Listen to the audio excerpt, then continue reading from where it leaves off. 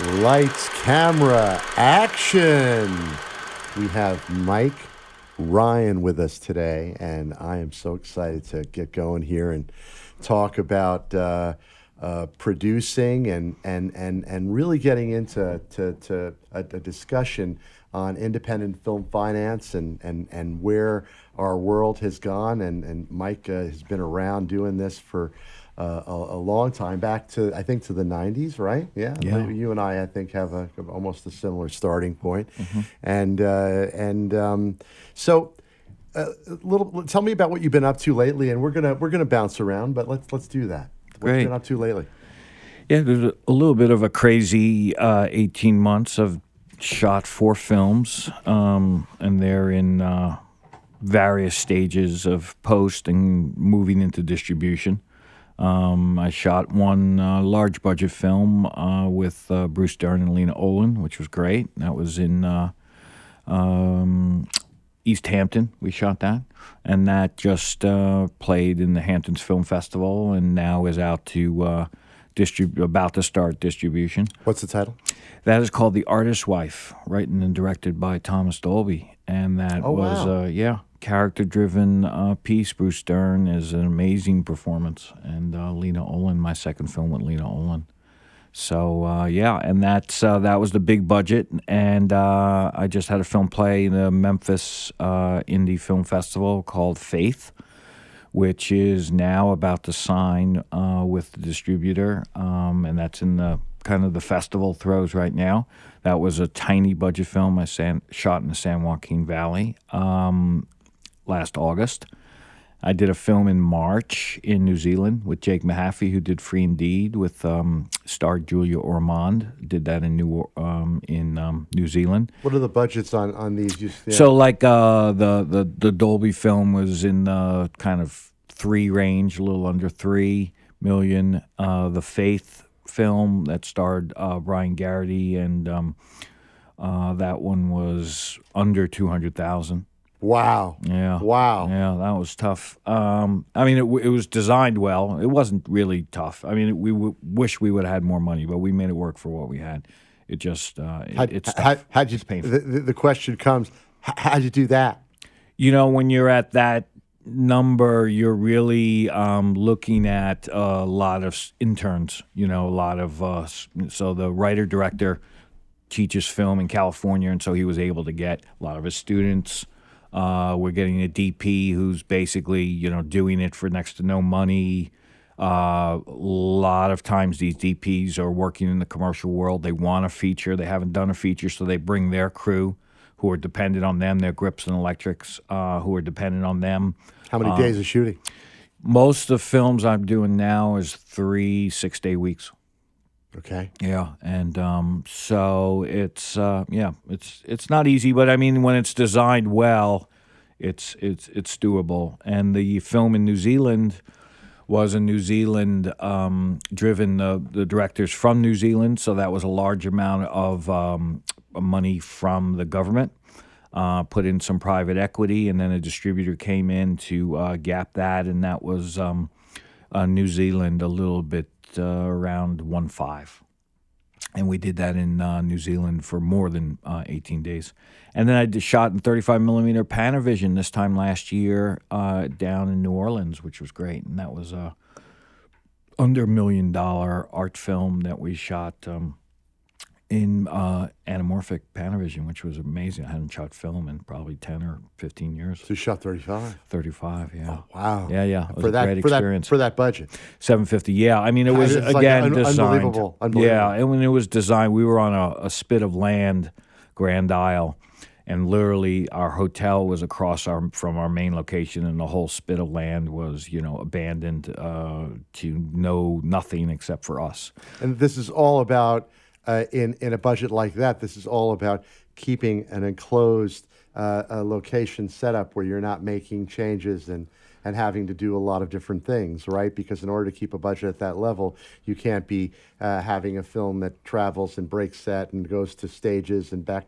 I mean, you can't make a lot of moves. So on a film of that budget, you have a setup, how many different locations did you have during that? Yeah, I mean that's the thing is you don't want to be moving much, but when you're in a very isolated place like this island, Grand Isle, or like this small town in the San Joaquin Valley, this farm town, you're able to move in those towns very easily. You know, you can jump in a van. It's not like going 25 blocks in Manhattan.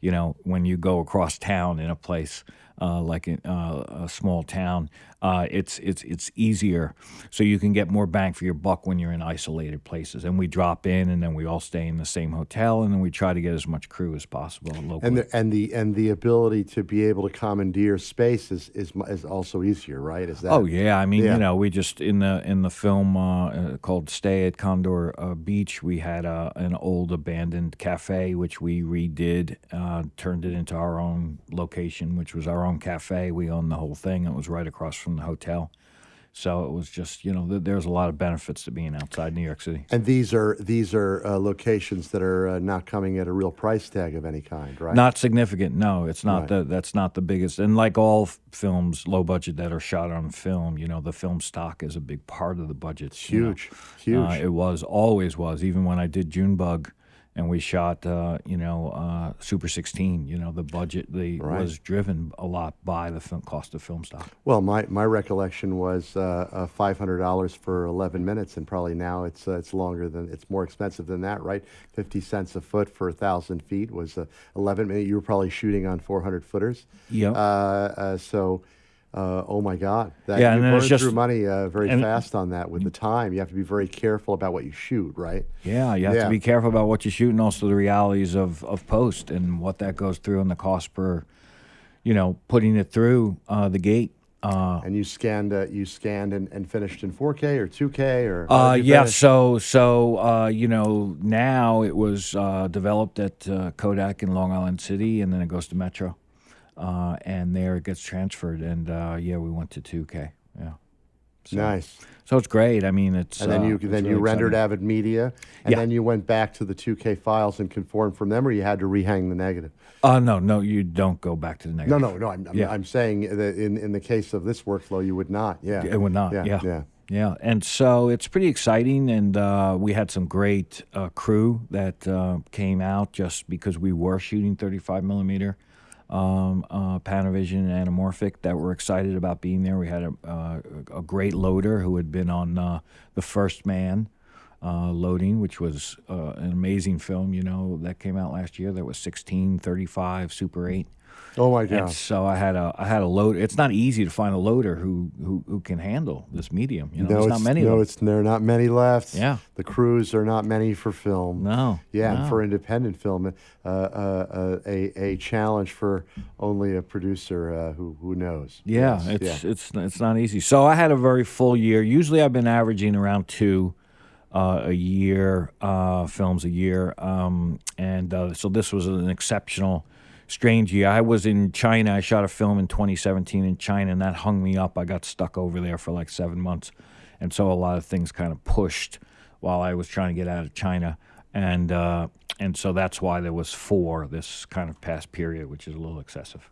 I'm trying to chill down. Chill down, not too many. No. Yeah. Trying to. So let's dive into the models on these, because to me, you know, going from what you described as a film shot in Montauk with a $3 million budget, all in this case shot and done non-union, I'm guessing with a SAG contract for the talent, right? Because you have to do that, and the director's DGA, or do you do that? Or, No, you not- don't. The director's yeah. not DGA. Okay. And then all of the post crew, the editors and sound editorials, all non-union. Yeah, I mean, that's a good thing about New York City now. You know, our post expenses, you know, when you used to think about post in general as being like some figure around 30% of the budget, I mean, you know, we can do unbelievable sound post right now for next to nothing. I know. Isn't it wonderful? Yeah. And Soup to Nuts is $5,000 with a 4-day 5.0 mix is common. You know, that number's out there. And Yeah, it's mind-boggling to me, but this is the advent for me, having had a journey of running a sound facility for a whole year as a general manager. I had the experience of understanding the economics of brick and mortar sound, and I think the way that you operate, which to me is so exciting, is that you work to do this with people that work the way that makes it possible, which is working independently from home studios. Sound can be done, as most sound editorial is done, by sound editors that work from home. So you're not paying a facility cost, you're paying hourly rates, and then you're paying mix rates with a mixer that's not working on a stage, right? That's how you're doing these, right? Yeah, I mean, it's it's kind of a funny joke. There's a couple of guys that that in Queens that I use that are amazing post guys. I call them the Twins, and I know them very well. And you do your dailies with them. I've right? done a few things with them, Right. yeah. And they wanted to handle all the post on the last Thomas Dolby film, and I was like, guys, you're great. And he's like, we have every equipment, everything that the big guys have. I said, but you have it all in your kitchen, and there's no room even for a chair or a couch. It's not supervise a color. working place. And he was funny. He sent me a picture of a leather pillow on top of a milk crate, and it said that we geared up, and now we're ready for supervised color. Yeah, yeah, and that was his. And so I mean, but that's New York, and that's the DIY spirit, and it's when it's done well, and when people can deal with those kinds of physical facilities, it's doable. Right. So now drill down. You go through your process in production, and then you get into sound editorial post. Obviously, you can do that in home studios. Then you do your final mix. The print master or the final days have to be done on a regular stage, right? Or no? No, You're able to do it without that. Yeah, and I did several pictures with Barbara Jean, and our pathway was pretty straightforward, and we're doing 3-day color correct, and we're doing basically, when she gets it done and when we can figure it out, a correction and a link, and it's the key is that it can't be rushed. It has to be done at people's own schedule. Because you have to be willing to be bumped. You have to be able to be bumped, and you have to work with what the facility's got in order to pay the bills, because I'm certainly not paying the bills. And so if it means coming in at night, or if it means stopping for a little while and being flexible with the realities of that facility or those guys who are working out of their kitchen, then that's what you have to do. Because you're filling in the blanks of the revenue stream in that space. So so you're operating in a crafty way where when you put together your schedule, you realize that the road is not a linear road of linear days to get something done, and you can't force that situation, and you have to plan for that. Yeah, and that's what you lose. But what I offer to gain is participation on a craft level. Everybody that works on one of these low-budget films is really leaving their stamp. And the material is really interesting for people. A lot of the films I do are very sound designed, and the artists, the writer-directors are making them are thinking a lot about sound. So it's engaging the full facilities of everybody on the tech space that's working on it. They're not just, getting paid a paycheck to do this. Their heart and soul is in it. But that means, we've got to take the time that it takes for them to make money, because they're not making money from me. There you go. There you go. Yeah. And let's talk a little bit about just sort of the finance models that you work off of. I think once you told me that, and we had a little chat about the idea of all of the risk factors for financiers. But one of the things that weighs in my mind, and I think I tell the story to everybody I know repeatedly, that when you describe to me that one of the ways you approach financiers is to say, listen, there's a possibility that in what we're doing here, that the satisfaction that you'll get from this is that you'll have made a cultural contribution, was the term you used. And yes, there is an opportunity with this cultural contribution to make some money, but not to come into it saying, I've built a plan where you're going to break the bank with this film. And you've structured it in a way where the people that come in are dealt with in a transparent way about the voyage that they're going to go on, but at the same time that that they're doing something that's important and special. Can you talk a little bit about how you've been able to navigate that and work with, I guess, probably high net worth individuals or financiers that you've approached over the years, where you're able to make that pitch? Yeah, I mean, the important thing, to understand about, what I do, first of all, the films are low budget, but I engage with everybody around a value system. And the value system is about the theme or the content of the film, and the value system is not set up just purely around financial return. So right from the beginning, I'm talking with people where we're engaged about the theme. What are we doing? How are we doing it? Why are we doing it? Does the world need this film? And so if I'm not clicking with somebody on the value system of the film, then there's really nothing to do. I can't excite somebody about a project based on the financial components of it. That's not going to get them to participate.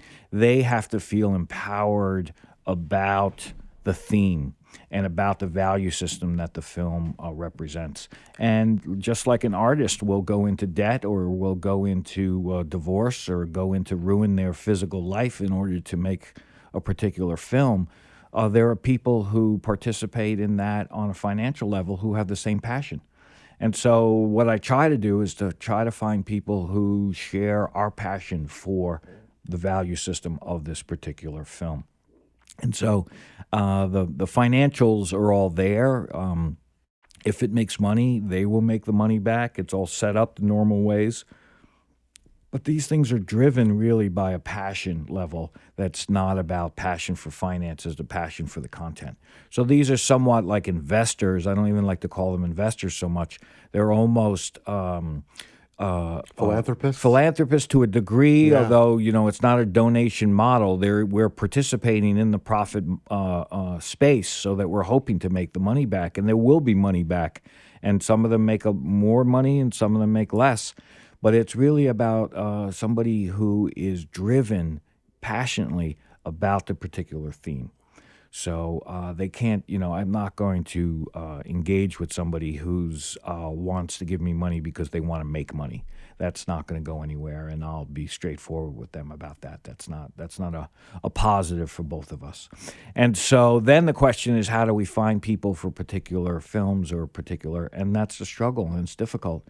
And now the output model in terms of where these kinds of films, and these are art films, they're not even really independent films. They're art films, a lot of them that I make. That are all independently financed. They're independently financed. Without a distribution commitment up front, without a foreign sales commitment, without a domestic broadcast or theatrical commitment.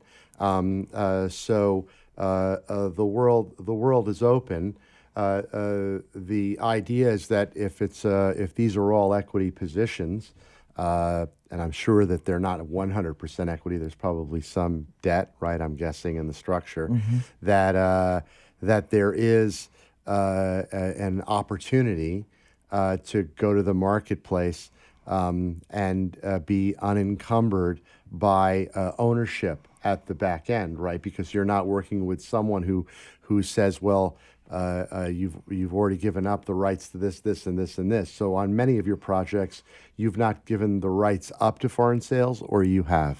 No, usually not. Although sometimes, like with the film *The Artist's Wife* with the Bruce Dern, I put it out because of the cast and Lena Olin being European. I did put it out for foreign sales agents in order to get some MG money up front.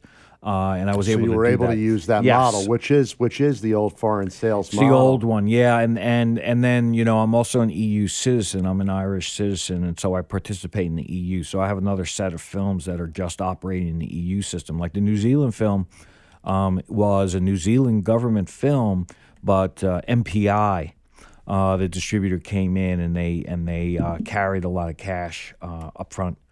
For that in order to get the world actually as a sales agent and a backstop distributor. So in the European model, we still need that component of the distributor being placed in order to trigger the government or the cultural funds. But here in America, it's really tough, and the distributors are struggling. And so it's a real gamble. It's more of a gamble than it's ever been. In part, again, because these are art films, meaning that any kind of content nowadays is not prohibitive on cable. I mean, that's one thing. That's the doors are open. There's, you can't make. There's not really. You can do any or say anything in terms of content on the networks or in cable space, the streaming space. But what I'm doing is about how we tell the stories. And these are visually driven stories that are not plot driven or dialogue driven. And a lot of times these are experienced in a visual way that doesn't engage dialogue. And that's difficult. And it's more difficult now because I don't know where our home is in terms of streaming, because these types of films have a tough time with people's fingers on the clicker. And so it's more challenging than ever before in terms of that distribution component. Because you're making films where you can't hit the pause button.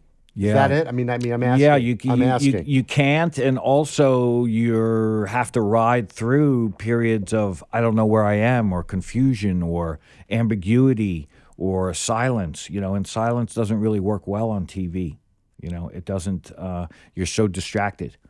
So I'm making films and I use the word films, and it really needs a theatrical component to fully experience it, whether that's in a festival circuit or if it's in a limited theatrical run. But everything that you're making is being made with the idea that it will be projected in a theater. You're not making it for the small screen. You're making it in realization that it will have a life that will go to all abilities for viewers. Yeah, and that's a dreaming, unrealistic perception. But I deal with dreamers, and I deal with writers and directors who really dream in terms of the cinema, theatrical space, and that's more unrealistic than ever. And it just has made my position even more difficult now in trying to make in America these films that are more common in Europe, but we're talking about art films rather than indie films. And apropos of that, when you're in a place or in a European city, like I think the great example would be if you walk through the streets of Paris, the amount of independent movie theaters that there are that are not chain owned is outrageous. Right. I mean, if you compare just that environment to any U.S. city, it's crazy. You walk through the left bank and it's nuts. Yeah. The amount of independent theaters there are. We have so few left in the United States, right? It's true, but don't forget that the government actually gives cultural funds for people who run theaters, and they actually support the whole pathway in Europe from development all the way through exhibition. There's money so they there. support exhibition. They support exhibition. Tell me about that. Well, from what I understand, if you're a film owner, if you own, let's say, Cine Luxembourg, he's a film producer, the person who owns it, and he produces art films, and he owns the theater, and he's getting some, I don't know the exact money, but there is government support for what he does, because what he's doing is contributing to the cultural identity of that country, France, which is why there's cultural funds. And so all the way through from development, producers get money, and sales agents get money. Right there, I want to hit that topic right there.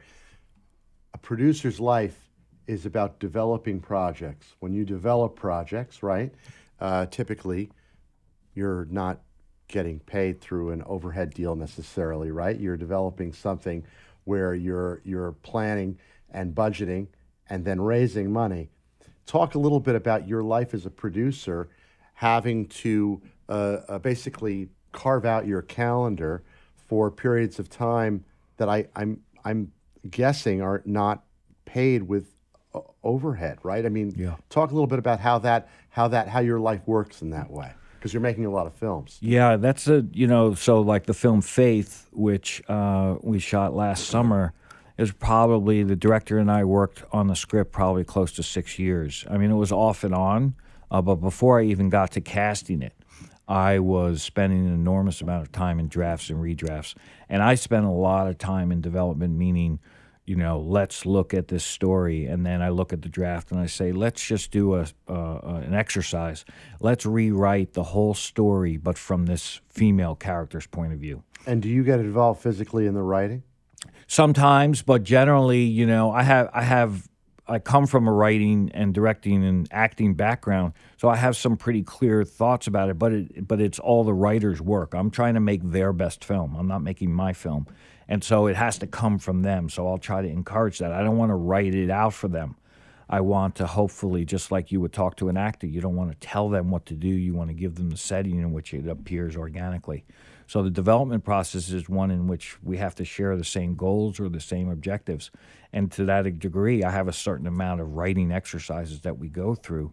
And putting that time into development of a script is so inefficient and pointless. There's just no money for it. It's the least efficient use of money.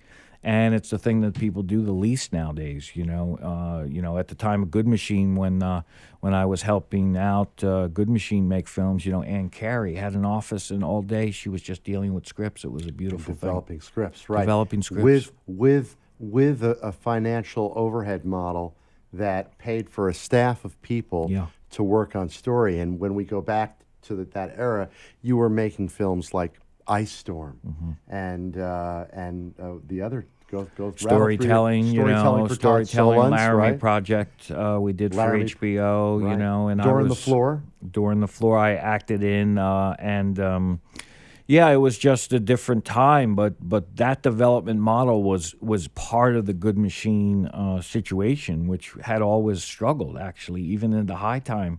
Even in the good time, it was always struggling to exist. But development is a very difficult thing to do, and very few people have patience for it. And it's something that I do on the script level, and then I have to cast it. I have to cast, I can get a casting agent to help me out on a couple of roles, but I'm the one that's talking to the agents to try to say, hey, I know your client is worth more money, but this is why it has to be ultra low budget rate, and this is why it can't be any, perks. And then I have to find the money after it's cast. So if we talk about development, not just in terms of writing the script, there's all those stages that I'm doing. It's enormously and ridiculously inefficient, completely ludicrous. Even during the Good Machine days, it didn't really make sense financially. But it's chicken and egg for you, though, isn't it? Because as I know it, in the foreign sales model, which I'm a little bit familiar with, because I know the companies that are involved in giving you what would be the equivalent of comps for what your film is worth in the foreign sales marketplace based on your cast, right? But in your case, you're also making films where you don't necessarily have bankable cast, and then it's all about Mike Ryan, right? To a degree, but I mean, I get it. I get great cast. I do get cast, like the film Faith, which was made for a super low amount of money. Starred Brian Garrity, who's been in The Alienist and Zero Dark 30, and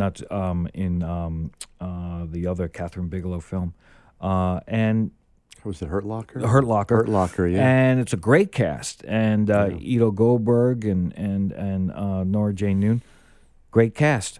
Are they, A-listers? No, but people know them, and their skill is apparent. And so I do have amazing cast in a lot of my films because the roles are so amazing. Free Indeed, which, won Best Film in the Venice Horizon section. David Harewood. David Harewood is a Shakespeare-trained British actor. Edwina Finlay. This is unbelievable talent and cast, and people know these people. But it's not enough to really bring in big bucks, in part because the stories are challenging and the way the stories are told is challenging. And so it's not just like that cast, if it was in a comedy, would get me bigger money. But combining that cast with a story that is, some people would call it dark, some people call it slow. It's visually orientated, and that's the challenge. So let's go through. Now we sort of worked around a little bit of what the memory of that Good Machine era was, right? So the Good Machine era, when in the which would have been the 90s, there was a period where there was a middle budget independent film that was being made and funded with a distribution plan and a foreign sales plan, and there was development put into scripts and all that, and there was a company behind it. Today, what remains are individuals like you who are doing it on their own, right? Yeah. So operating on your own independently, you're working with the overhead of the money that you raise to pay you as the producer and making 4 films, and this is your year. Your year is built on making this quantity of films and getting paid as the person who is the anchor and the producer and the person that can bring it home. And then on top of that, and the next thing I wanted to sort of hit was the idea that cast in disregard or director, first-time director, you work with first-time directors. What is the hardest thing in financing from my standpoint? A lesser-known cast and a lesser-known director. What anchors the finance? It's you. Yeah. Because it's a proof of concept. Talk a little bit about that, and talk about how that has enabled you as a producer, right? Yeah, enabled, but it's tough. I mean, a first-time director is a big challenge. You don't, going through a pre-production, just a prep and focusing for 14 hours every day on something for, let's say, 40 days is not something that everybody physically has ever gone through.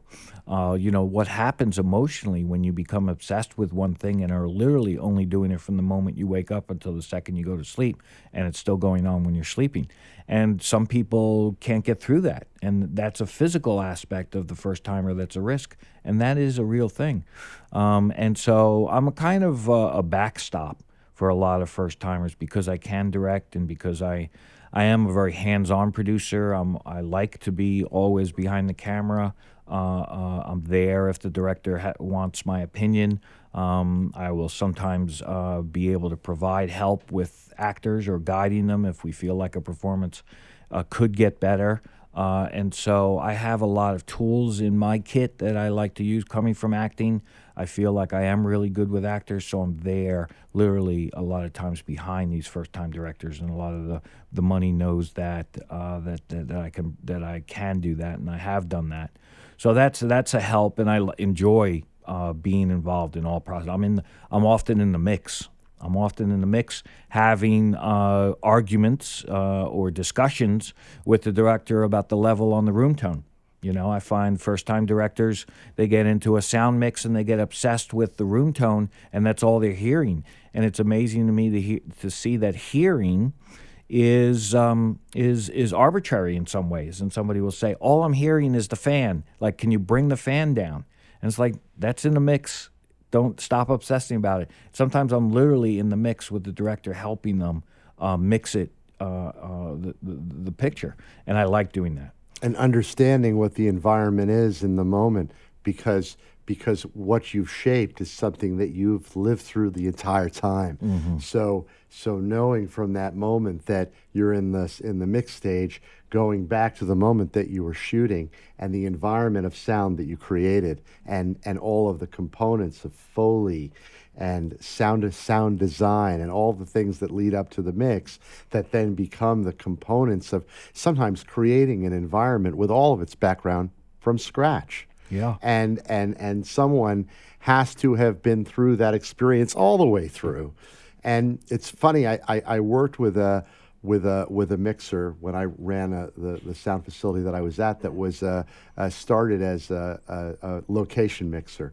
And I always thought to myself, what an unusual place to come from as a re-recording mixer, to have had the experience of being on set and being the person that captured original audio, because that experience informs the understanding of what the environment was at its rawest moment to what it is at its finished design moment, right? And you live with that creative process. Totally. I mean, and sometimes the director doesn't understand what I'm doing. Sometimes I want another take when we're shooting. And in my mind, the main reason we're doing another take is because I saw that the boom operator was offline with the sound of the door closing.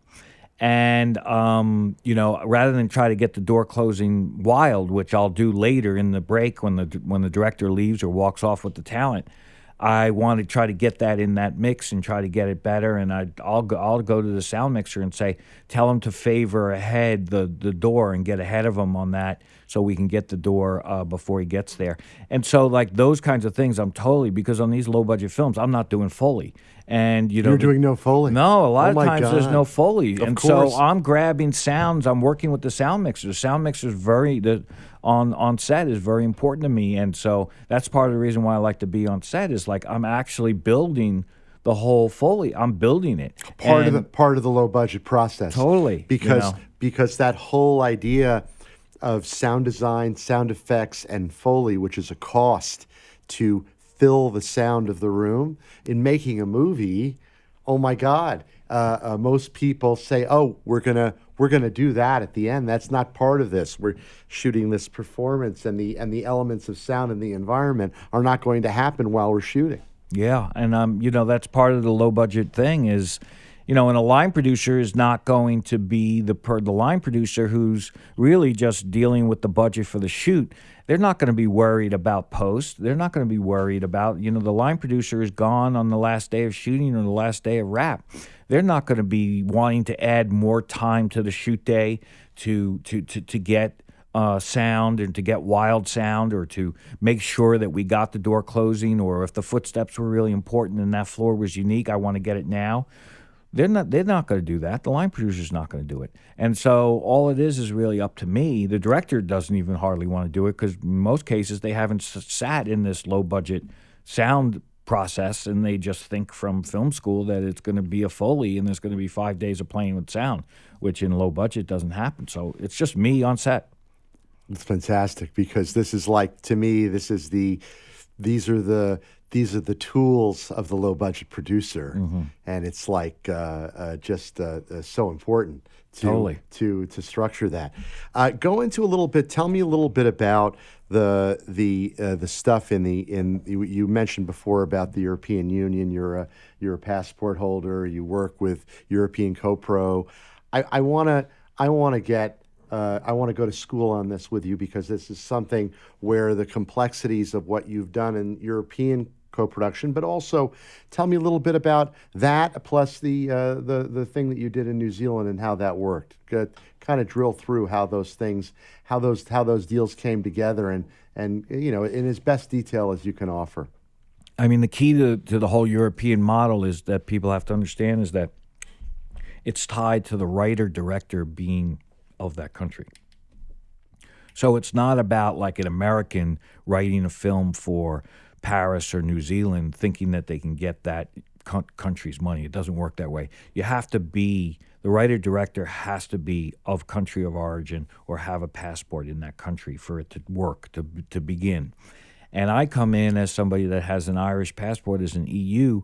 I can work in a lot of different countries and hopefully get to the place where I have Ireland backing me if there's a component of Irish national identity to the project.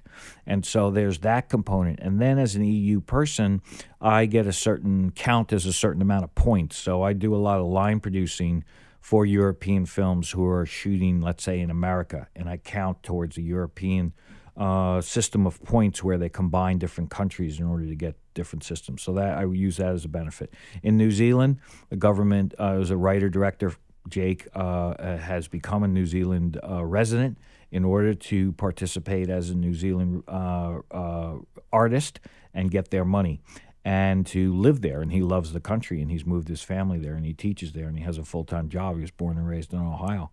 And he then is entitled to the New Zealand cultural funds. And then that was about maybe 3/4 of the total cost of the budget came from the government.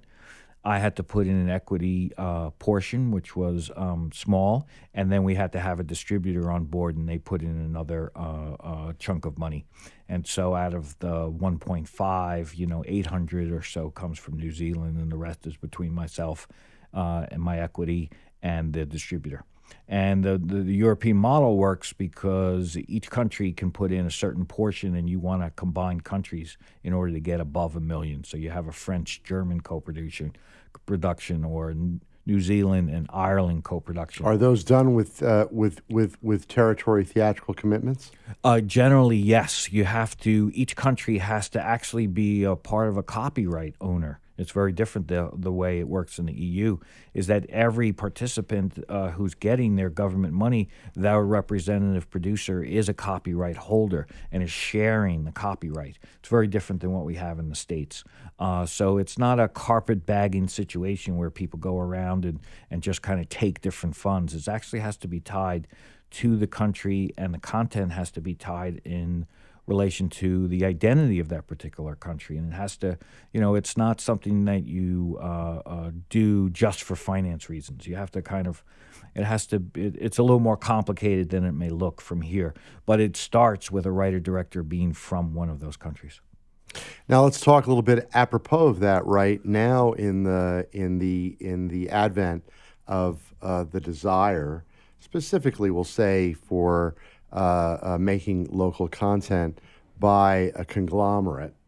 Netflix is an example, who have placed themselves in Europe now to make content for the local market. Mm-hmm. Has that been anything that you've been engaged in, or is that something that you're staying on the outskirts of because you work inside of a theatrical model for your projects and then have them ultimately end up bought or acquired afterwards, right? So you're staying by origin faithful to the indie model. Is that how you're operating entirely? I am, but nobody is turning away the hope or the idea of Netflix money or Amazon money. I mean, I pitch and go through that route on everything. You have to, and I offer almost all my projects to Netflix and then figure it out backwards in terms of how to get in that theatrical component.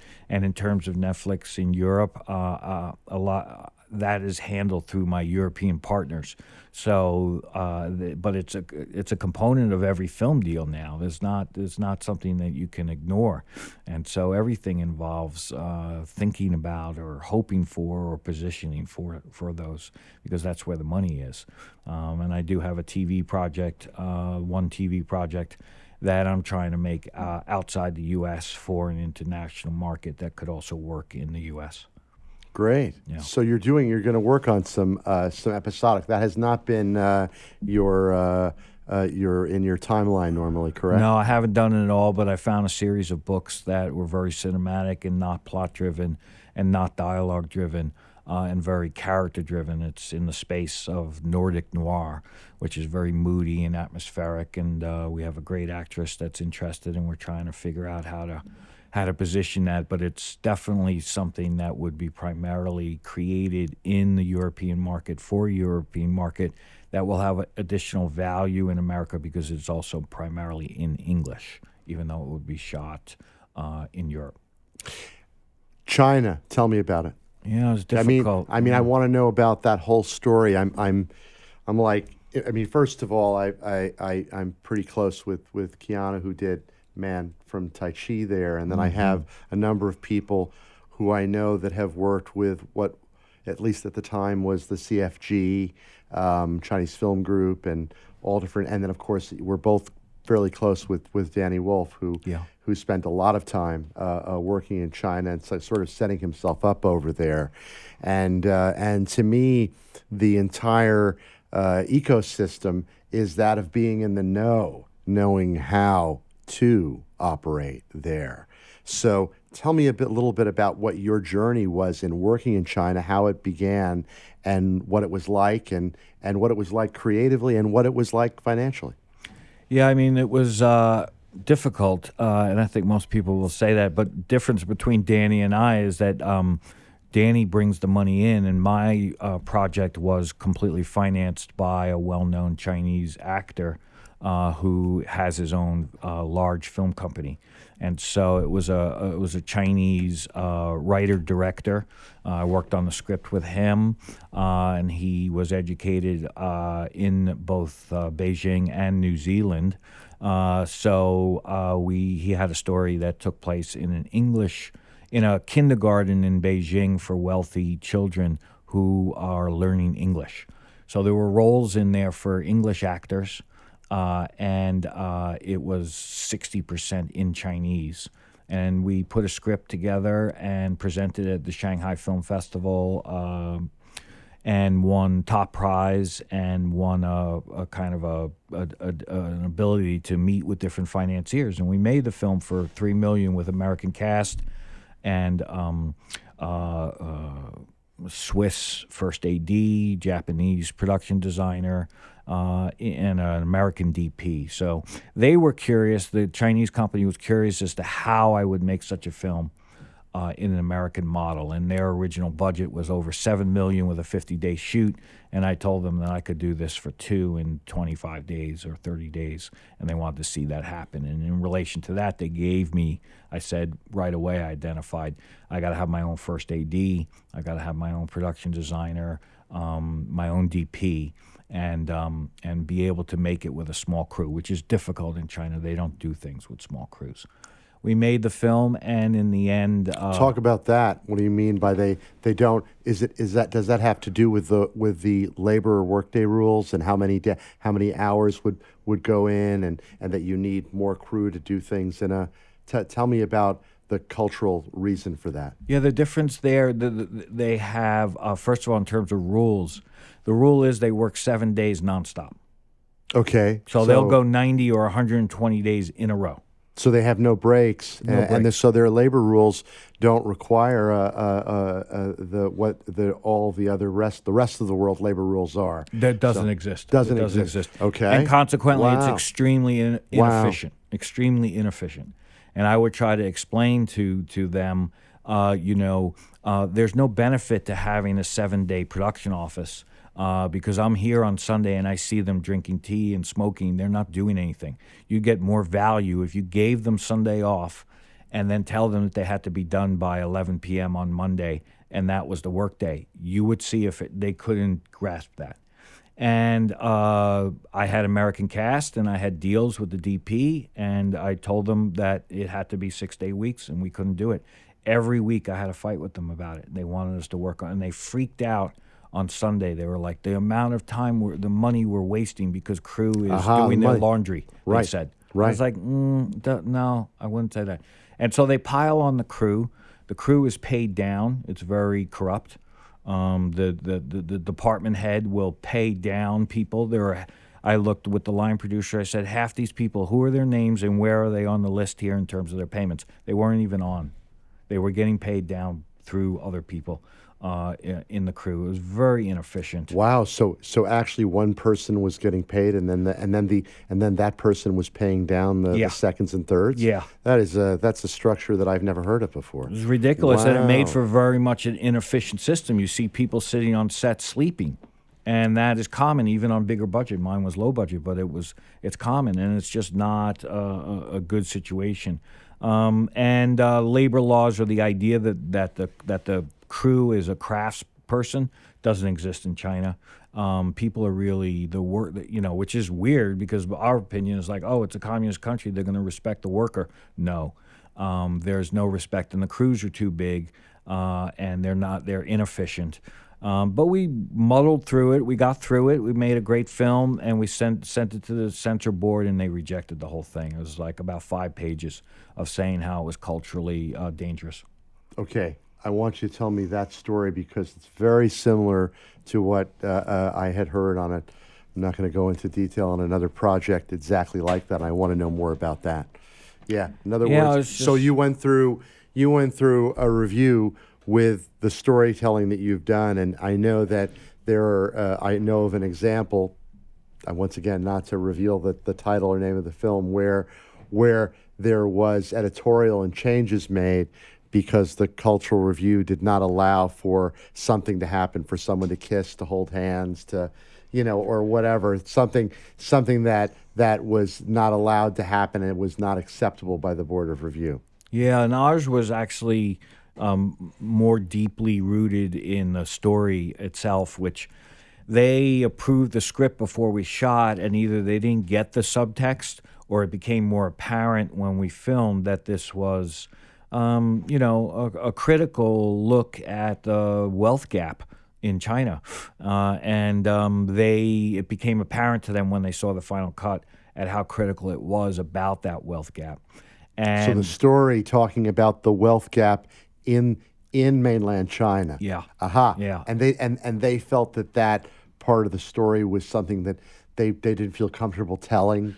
Yeah, more I think about that I think that they felt that it would. Yeah, I mean, their criticisms were quite specific, and it was really they really got under the subtext, and they really saw everything. And there's specific things they couldn't allow, but that were in the script that was approved. So it was very frustrating because I said right from the beginning I didn't want to engage all these people if we weren't going to get this red stamp of approval, which allows us to go into all the public-owned government theaters.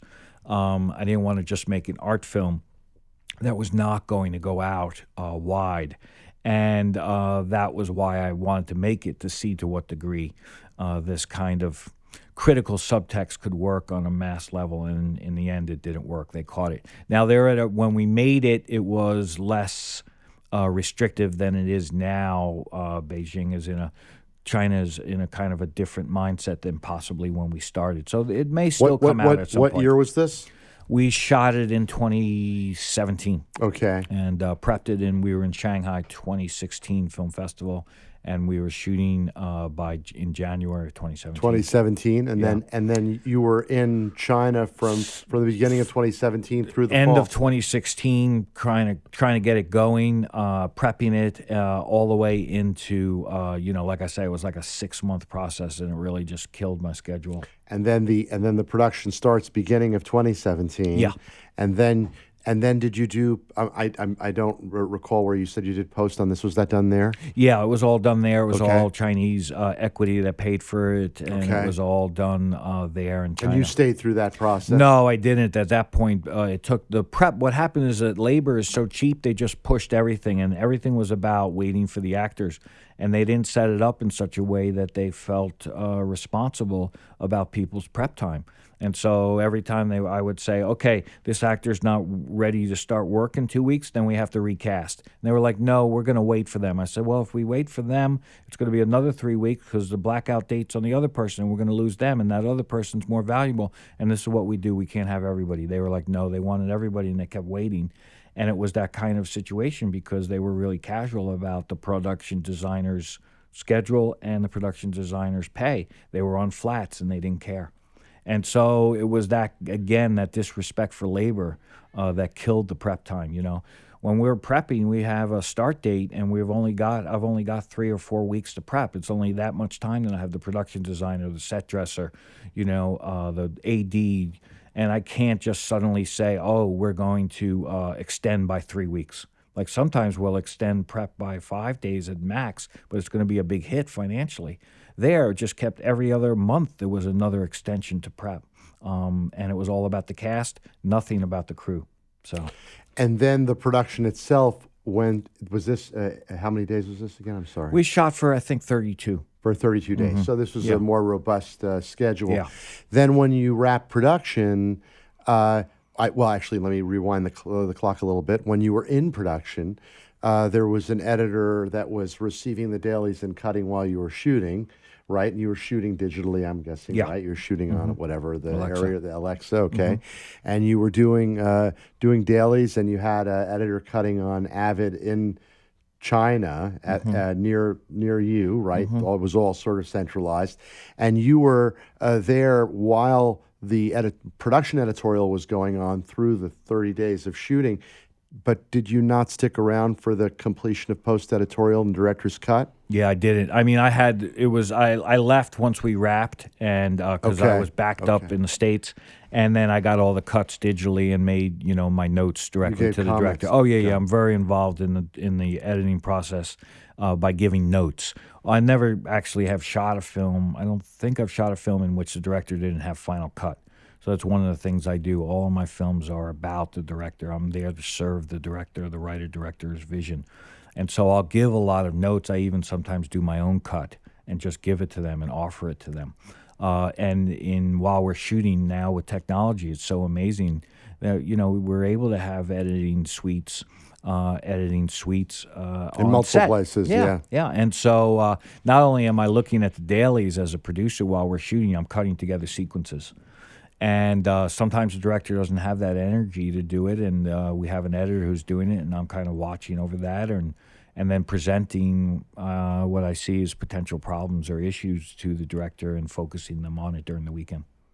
Right. So you're really sort of working through what you got and making sure that during the weeks of production that you catch something that you need to shoot afterwards, that you're like, well, we didn't quite get that there, and let's go back, and you're grinding through it all the way through, right through to wrap. Totally, and I've already figured out areas where we may not be able to shoot or scenes that may have to come out, and I want to see if together they're cut together that can actually go away, or if we have to add things, or if we have to reshoot things. So that tool of being able to be cutting while we're shooting is important. Oh, of course, yeah. No, I think it's a necessity.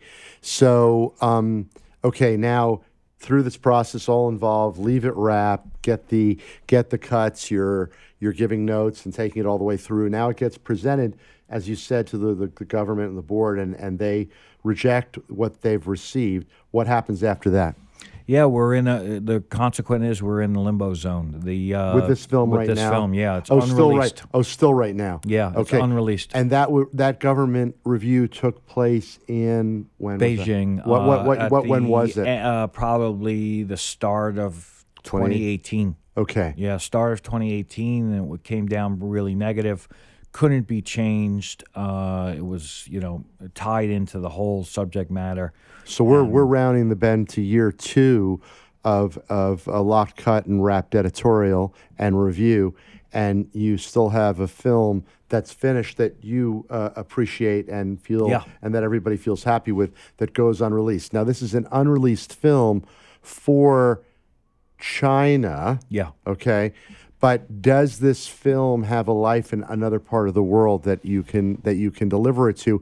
And is it okay to deliver the cut that you like somewhere else other than China because of the structure of the deal? Yeah, unfortunately, China has. We had an amazing cast. I put it together with CAA LA, and CAA Beijing. So we had some top China actors, and they have let us know that if the film got out, that those actors would be impacted. Their careers would be impacted to be in a released film that didn't get approval. And so the director feels compelled to not hurt those actors' careers by leaking it or releasing it on the side. And China has a rule now that says that you can't even play international festivals without a Chinese stamp of approval. So that's different than it was, let's say, 3 years ago when we had films at Sundance like Free and Easy, which Trevor programmed, which was an amazing Chinese film that never got stamp of approval. In China, but showed made in China, festival. but played at festivals, and now that's not allowed.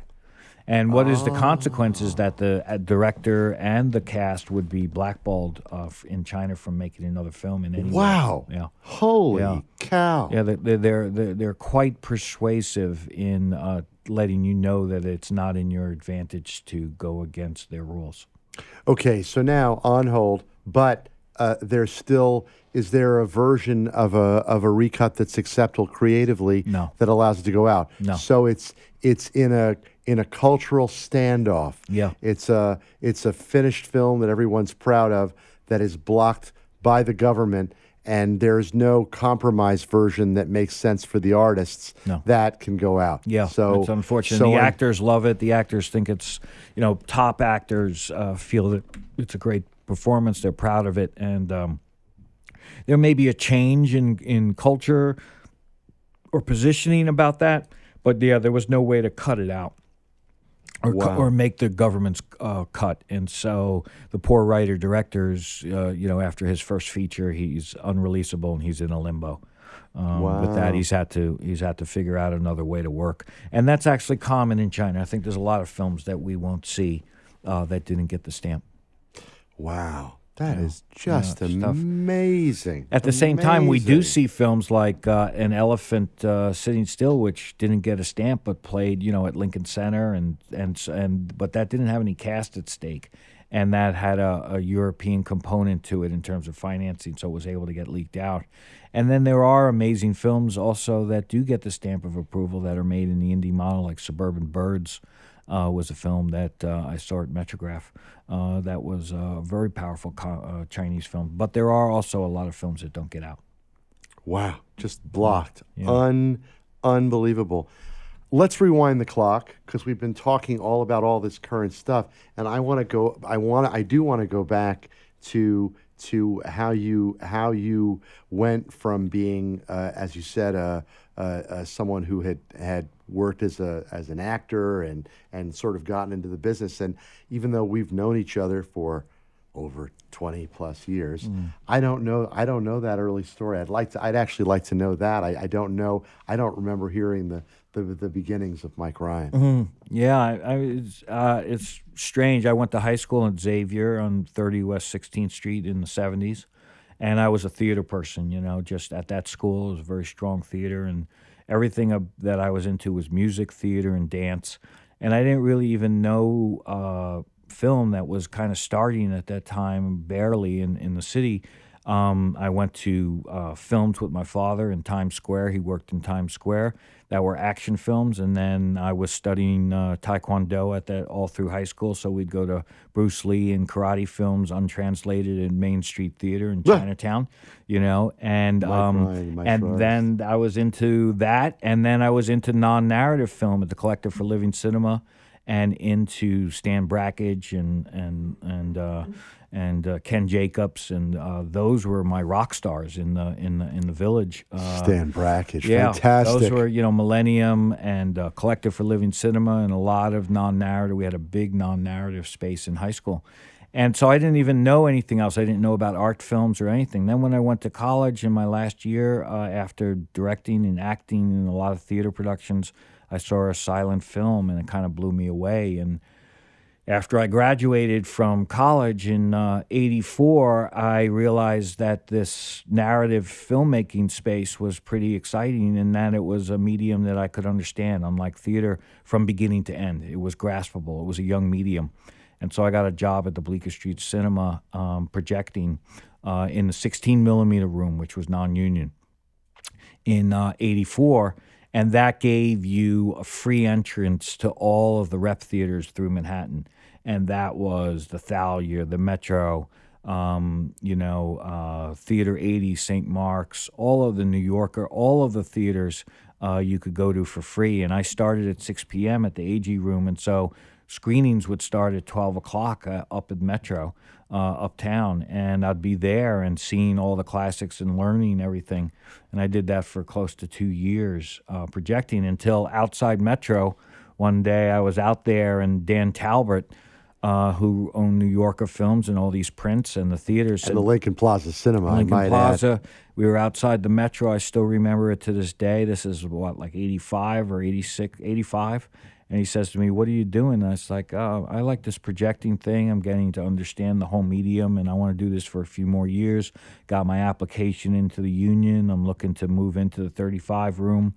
And he said, "This whole thing is ending." I was like, "What do you mean?" He's like, "There's this thing called VHS, and it's going to take over everything. And I sold New Yorker, and we're going to be making VHSs, and people are going to do this at home, and this thing isn't going to exist." I still remember the anger that I had, the thought that this was going to go away. That was one of my first encounters with technology. Home which video. was negative, yeah. It's funny. I know you know that I've had a conversation with Ira Deutschman about that whole home video transition. But I got to tell you, if you map the world from the theatrical era.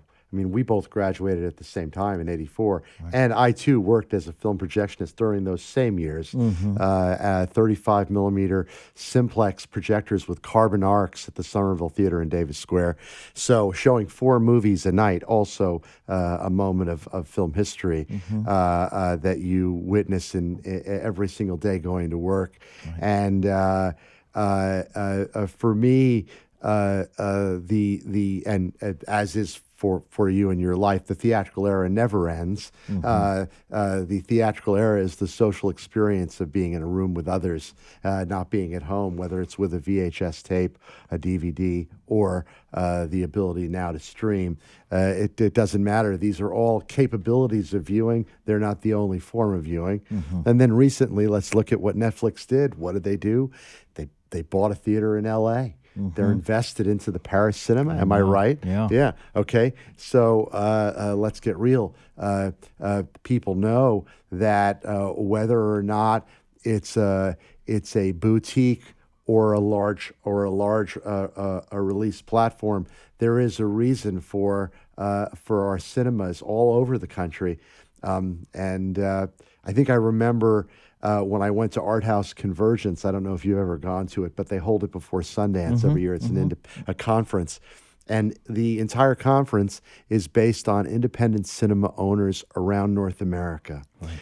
And one of the things that they talk about is that in communities, which are either, let's say, we'll take a semi-rural community or not an urban or suburban community, like Northampton, Massachusetts, where the Pleasant Street Theater is, or in Iowa City, Iowa, or Ann Arbor, Michigan, or little towns in Maine and in the Midwest and all around the country, where an independent cinema represents not only a cultural contribution, but a place where people want to be in a community where one would even say that it enhances the property value, because when people live in a little town, in a place where they're not in an urban center, the ability to have a place to gather that's a cool, hip, independent cinema that shows foreign films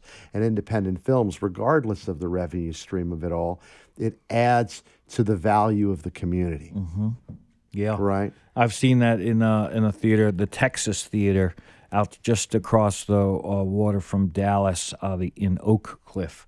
And it's amazing, that theater, how it's an anchor for a community. And it's not just theatrical film. It's not just films. They do all kinds of exhibits and music events. And the theater, that physical space, can be the anchor for a community. It's a beautiful thing. It was already turning that way under Garen Daly when I worked at the Somerville Theater.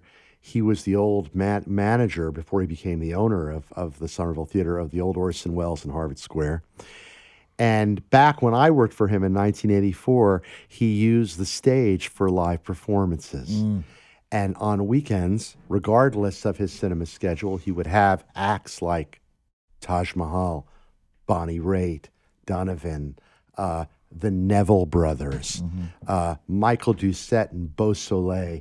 Huge acts come in and perform to an audience in an old vaudeville theater that had a downstairs and an upstairs balcony. And for me, in my upstairs balcony, I had a little ladder to go into my projection room.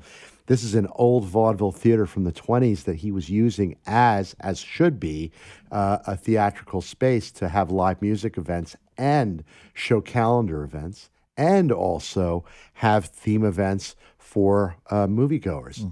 They had a horror festival, and the horror festival would have people show up at 11, 12 at night, and they would show horror films through the night. People would come in with blankets and sleeping bags, and they would spend the entire night in the movie theater. Crazy things, theme events. This is a part of a world of cinema enthusiasm that has nothing to do with just pure isolated home viewing. Yeah, Right. Yeah, I think it'll always exist. I just think that we need to be a little more proactive and a little more conscious of its value, and we have to find a way to carve out room for films to exist in that theatrical space that are separate from the value they've been given by the streaming conglomerates. And that's really, I think, the challenge of the next decade is how can we establish value outside of the streaming corporate's assessment of value? Because a film that, let's say, does not play on Netflix or who's not been financed by Netflix will have a certain amount of value to a particular community. And those theaters need to be independent, truly independent, to be able to show content outside of what's going to be day and date on Netflix 1 week later. And I hope we as a country can maintain the value we have on those for those kinds of theaters that will exist unsubsidized by Netflix in an economy that is not dependent on Netflix or Amazon. And I hope that they continue. And with some type of desire to make exception for a theatrical window. Yeah. Yeah, and right now those theaters are basically being kept alive by the four-wall energy of a lot of independent films that are not in the streaming space, and I just hope there was an economy that will arise from everybody understanding that neighborhood need should provide personal curation that will lead to a richer theatrical environment. That's my dream. That's my fantasy. And I think of organizations, Rooftop Films in New York, right? Yeah, Great it example, happens. It's right? we look at Metrograph. Metrograph curated screenings. When Ted was still in town before he went to San Francisco, before he joined Amazon, he was running a regular series of screenings. And the idea behind Metrograph that I love is they're inviting in directors, cinematographers, editors, people to come in to an audience of cinema lovers that can go to a Q&A after a movie screening, but not a movie screening at a festival, just a movie screening. Right. Yeah, right. I mean, Ed will go there and show a print of Carol, and it sells out, and so that's great. But we have an amazing situation in New York. We always have, it's about the rest of the country that I'm concerned with, and I hope that all people will kind of figure out this value of these small theaters outside of a domination of the streaming space. And there are some types of films, like a lot of the films I make, that really don't work on the streaming platforms in terms of the way that they're constructed. So talk about that. It's just why is that? I think that when you're watching a story that's constructed in a visual way, meaning that it's not dialogue-driven or even like plot-driven, or plot is not the primary thing leading the story, it's visuals, you're in a space that is not really conducive to multitasking.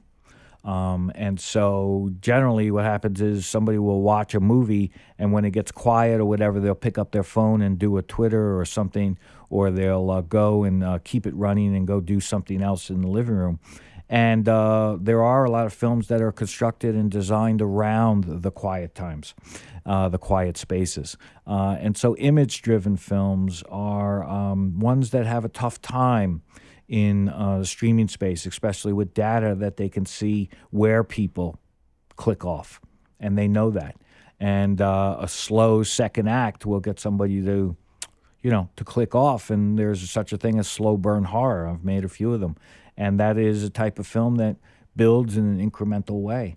And slow burn horror. Slow burn. Okay, I'm sorry, I don't know what that is. Can you explain that to me? Well, like Ty West is a director that we know that it's films that don't have jump scares every 5 or 10 minutes, and there's a feeling of anxiety or dread that happens in a way that's character driven and vision driven.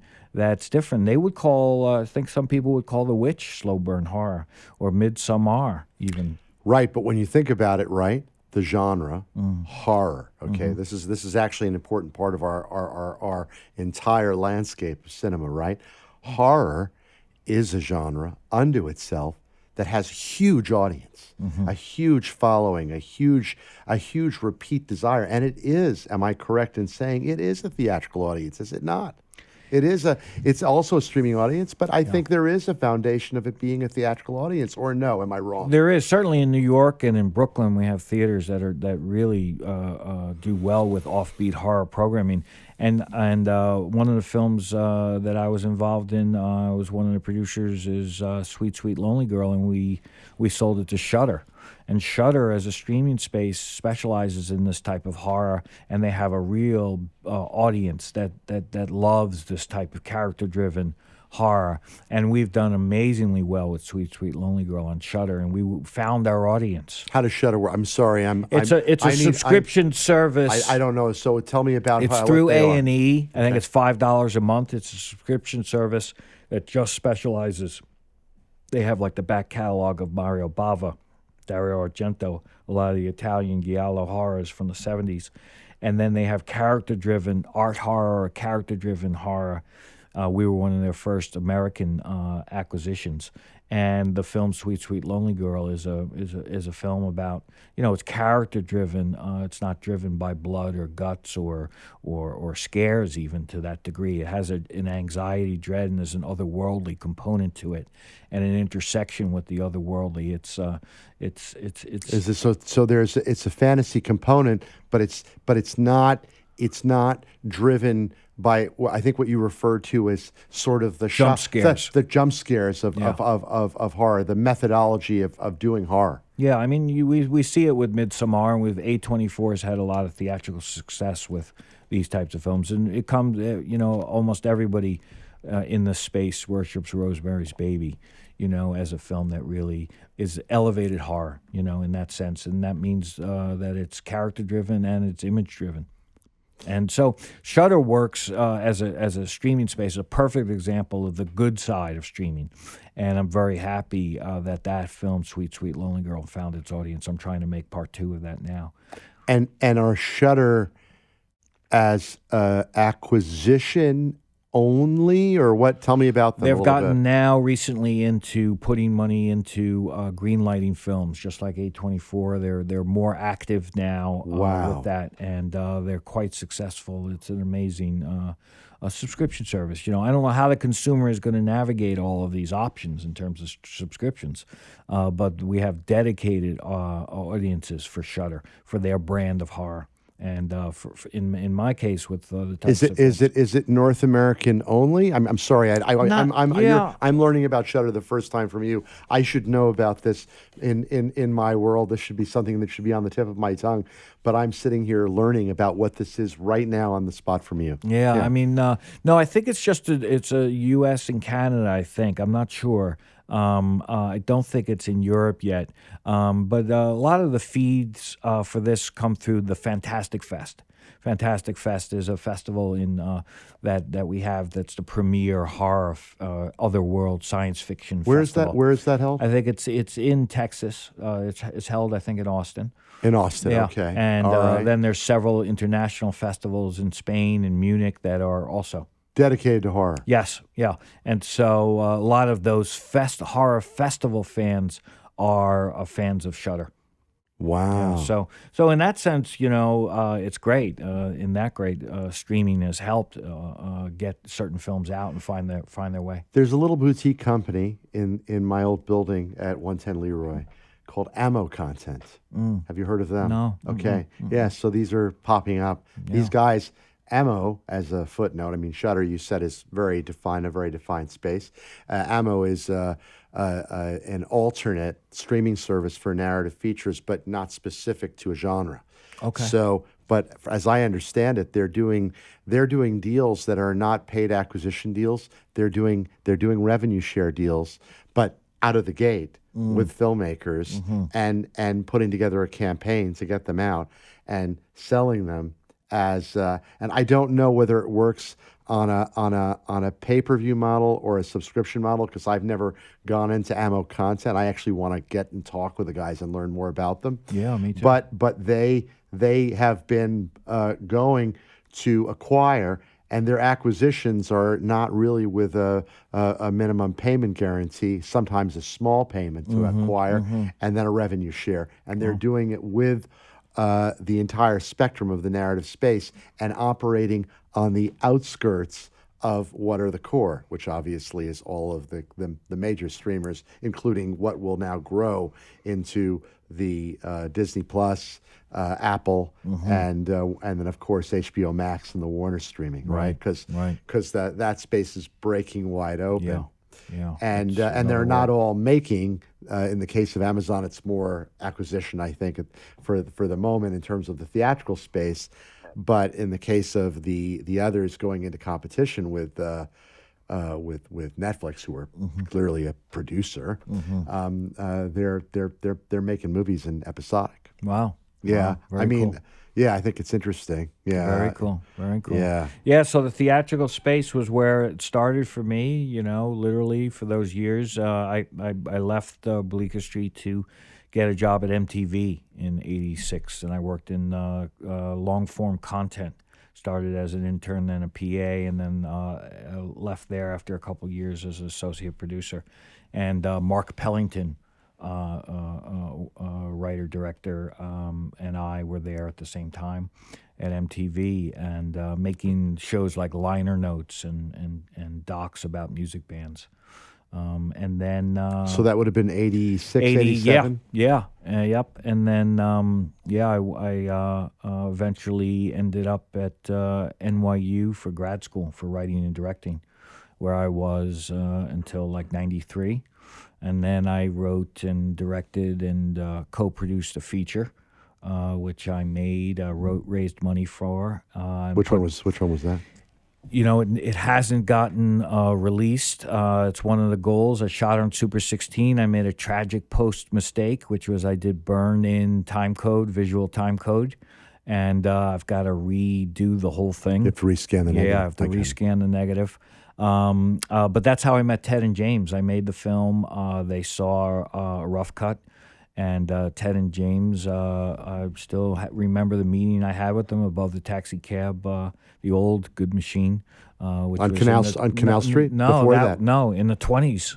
Chelsea. Yeah, They were Chelsea above the taxi cab company. And, and we tried to sell it. It didn't work, and I was in debt and big time because I put a big chunk on the credit card, a big mistake, first producing mistake. And 8 to 9 years of paying off that debt doing locations until I got back in 2001 into producing. Which were films like Meet Joe Black and all Yeah, that I stuff. I did as locations all through school and through scouting and then location managing, and I would do big budget studio films like Meet Joe Black and As Good as It Gets, and then still staying in touch with the Good Machine folk, helping them out in production. 21 grams. 21 grams was the last one I did, the last location job I did, and I helped them out with Ice Storm. It was Good Machine's first union film.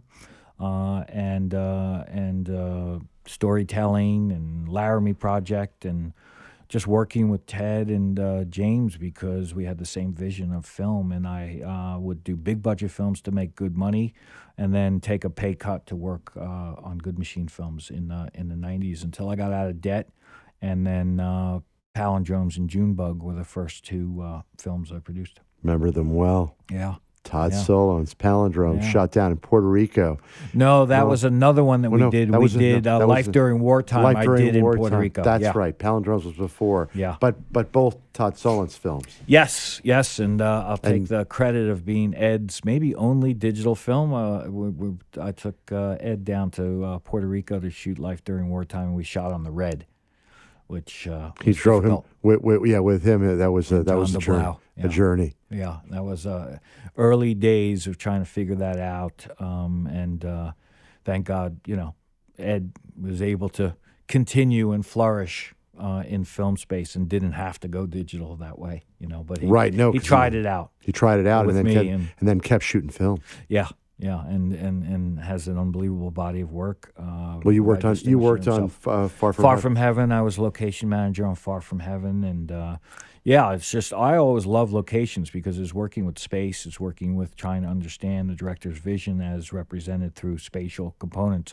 And I learned an enormous amount of filmmaking from production designers like Mark Friedberg and Dante Ferretti, who I work with on Meet Joe Black, and representing characters, their character's journey through space, through the locations, is what I learned from great production designers.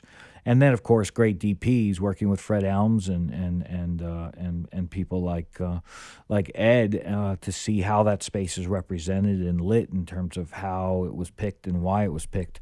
I loved working in locations. I learned a lot about filmmaking from great production designers and DPs.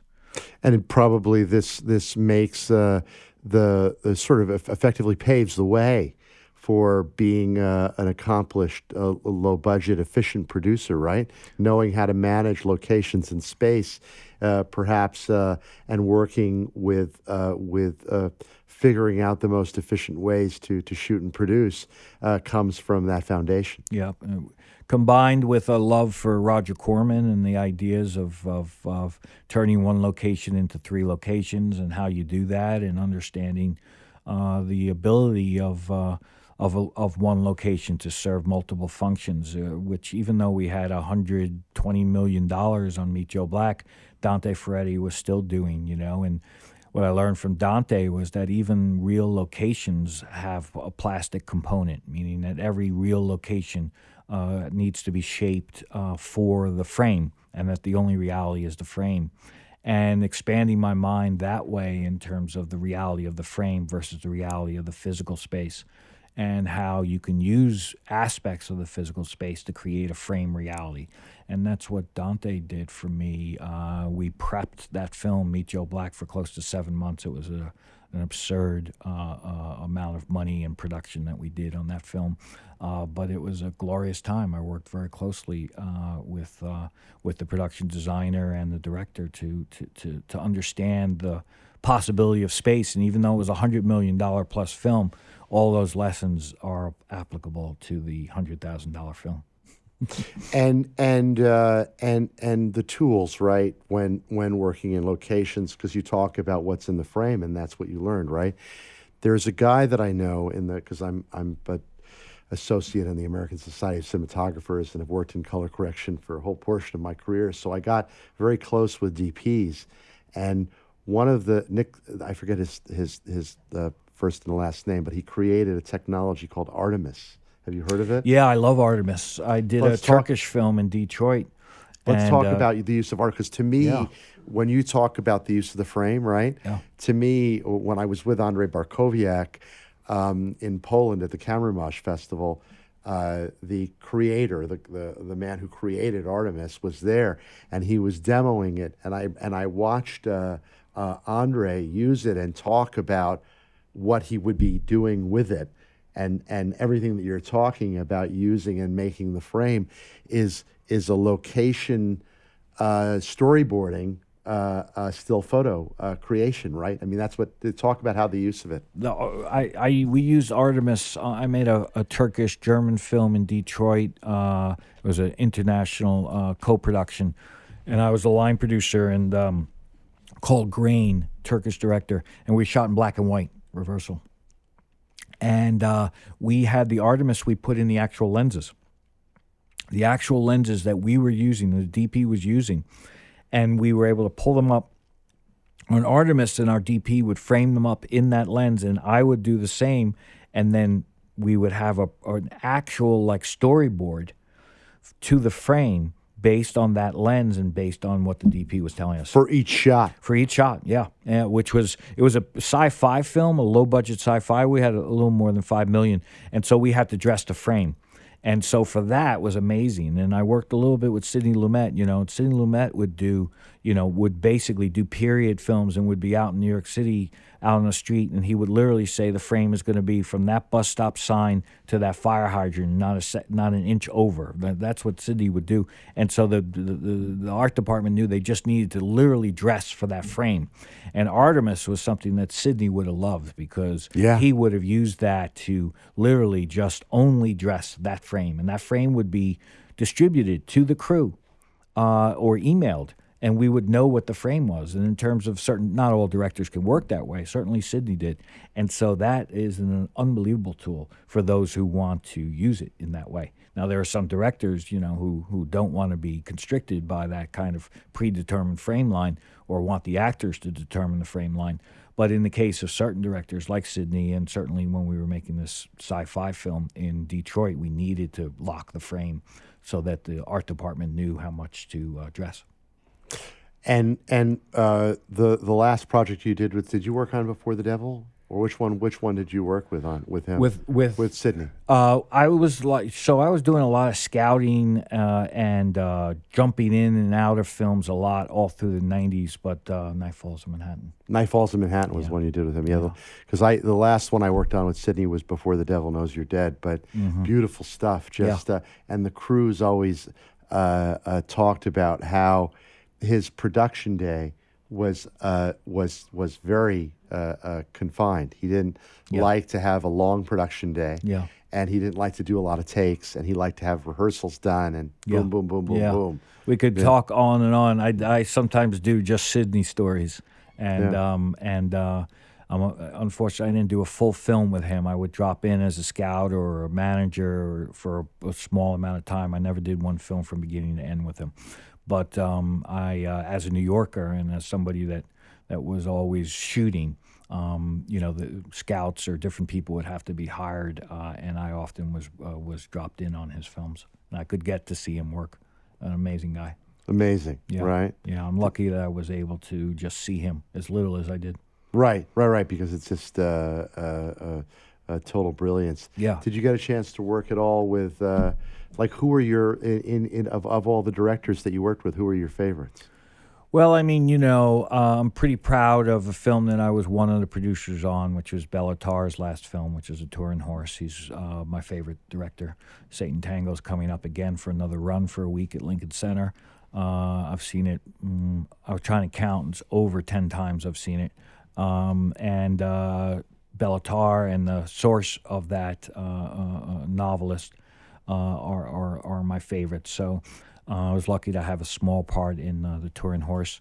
Todd Solondz and I have a lot in common in terms of the way we look at film and the way we look at storytelling. I was very proud to help him. And Kelly Reichardt's a close friend, and I was very lucky and happy to be able to contribute to be one of the producers on Meek's Cutoff. And I brought a big chunk of equity in to help make that film happen, which is Tarantino's, he's called it the worst Western ever. It's one of my favorite Westerns, Meek's Cutoff by Kelly Reichardt.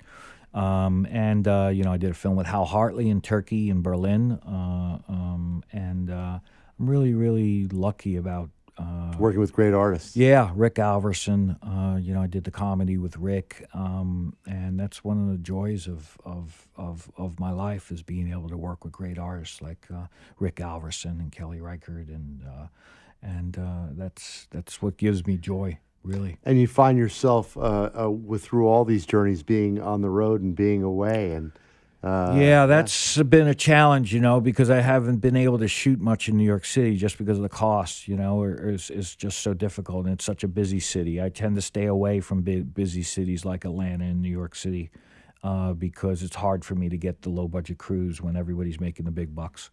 I'd give a department head job to an electric who makes more per hour pulling cable, as a fifth or a sixth additional on a Netflix TV show than be the key on my show. So it's tough in busy markets like New York. So I do an enormous amount outside of New York, and I'm trying to dial that down and be home a little more and try to figure out a way that can balance that more. And I'm trying to do that now by doing more teaching. Right, you've been doing that. Tell me about that. You're up at is it Emerson? Yeah, currently at Emerson we have a producing team there, and it's just an amazing group of students. That it's like a conservatory. The school has just an unbelievable energy, very different that I've ever experienced, and I've taught at a lot of different schools. And Venice, been at Venice Micro-Budget College for 8 years. And that's a program in which is a development program. We work on scripts starting at the treatment stage. And it ends with us writing checks for full budgets, $150,000 to make 3 to 4 films a year. Oh, my God. Yeah, great films like The Fits, an American film called The Fits, which is New York Magazine ranked it, I think, number 7 of the decade. We were behind that project in terms of helping them with the treatment and then giving them the money to make it. Okay, so now what is your time as a professor in the Venice program? How long does that go? Well, it's all year. It's evaluating the applications, all the projects. We get somewhat close to 350 applications, and we have 14 slots for projects. And we bring a producer and a director and a writer over to Venice for 3 weeks or 2.5 weeks in October, where we do an intensive all day with multiple writing teachers and producing teachers trying to guide an idea from a treatment to a script stage.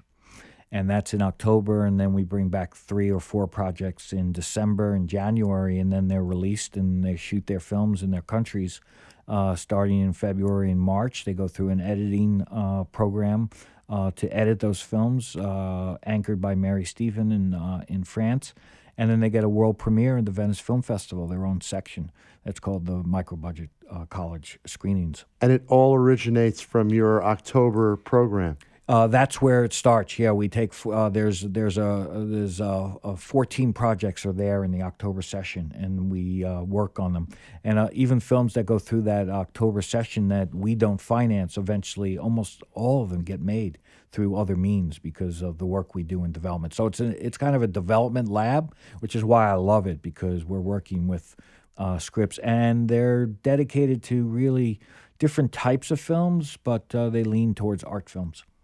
And how long is it for the month of October? I'm sorry to ask. Oh, all it's these like detailed around questions. 2.5 weeks. The session is, And yeah. that's so you're there for 2. I'm there the whole time. Yeah, in for October 2.5 weeks to yeah, do that. working on that, and then staying in touch with the writers, doing drafts, and they deliver their first draft in November, and all through the process. So after you've done with the session that you've done for those 2.5 weeks, you're then staying in contact with Yeah. all of the projects that you're.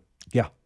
And that goes through right to the end of the year. Yeah, they'll shoot often in February or March, and then we'll look at edits and then give notes to various edits, and it's an unbelievable program, and it's all financed by the Italian government. And it's crazy. And you're almost, in a sense, because you're involved in this lab, you're almost like an advising producer all the way Yes, I through, think right? yeah, Right? as a kind of mentor, and mentor, it's yeah. a lab that actually is leading directly to 3 or 4 films every year. It's so we're giving the money for them to make the film. The rule is that they have to make the film for that money, $150,000 US, 200,000 euros. Wow. And so, but the Fits, if you haven't seen it, you should see it. It's an unbelievable film. I'm going to check it Done out. by Americans, yeah. Absolutely. That was shot in Cleveland, I think. So in your schedule for this every year, you go to that. Yeah. Does that also lump together with you being at the Venice Festival every year? Are you in the jury? Are you involved with the festival, or just this lab? Yeah, I'm pretty close to the Venice Festival, and hopefully, I have a film in there every couple of years. And like other European festivals, I'm a big fan of Locarno and San Sebastian and films like that really lean into art films. So I try to be there when I can in the Venice Festival, and so I'm trying to balance between this film production and teaching. I really enjoy teaching. I really enjoy working with young filmmakers, and I'm lucky that I've been given the opportunity to do that. And how does Emerson work for you with your busy schedule? It's a little bit trying to find my way with that. Right now I go up there to Boston a couple nights a week or more. Throughout the school year? Yeah. The good thing is the school year is not very long, and they're very flexible with when I'm in production. And I bring Emerson students on to a lot of the productions when it works. So, like, you bring them onto your film? Yeah. So during the summer, we have opportunities, and then the graduates are they're in the world. The Emerson grads are in the world, and so it works out, and it's just it's an amazing group of students, an amazing faculty, and I'm really lucky to be right now participating in that program with them. Yeah. And in the Venice program, how many are there that you work with from our business that are mentors? We have Katie Mustard comes up in January and to do budgeting with them. Okay. So she flies out from New York to go there. We have various people. It's mostly a European-based. So you and mentors. Katie are the U.S. Yes, we're mostly just the Americans. Yeah, it's it's also a lot of the films are European in nature, and so that's kind of my that's my zone for those kinds of films that are image driven rather than, let's say, plot driven or dialogue driven. So I have a lot of So you have intersection with those types of and films. you have a reputation in that area in Europe. So Yeah, and then there's the participation on that. I have a lot of friends who are German, Italian, and French producers. Yeah. Fantastic. So yeah. Well, Michael, Ryan, thank you so much. This has been fantastic. Great. Thanks, Charlie. What a pleasure. Good Thank talking you. with you. Good talking with you. Alrighty. Thank you.